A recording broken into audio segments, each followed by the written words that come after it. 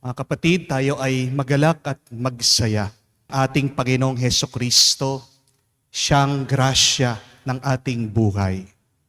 Marami sa atin na naghahanap, humihingi at humihiling ng bendisyon. Pero kapatid, kung wala ang Diyos, wala kang bendisyon. Kung hindi ka lalapit sa Diyos, hindi ka niya mabibigyan ng pagpapala.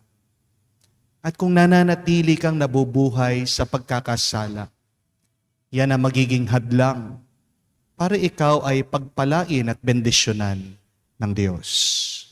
Mga kapatid, minsan pa tayo ay magpakumbaba, aminin natin ang ating mga naging pagkakasala.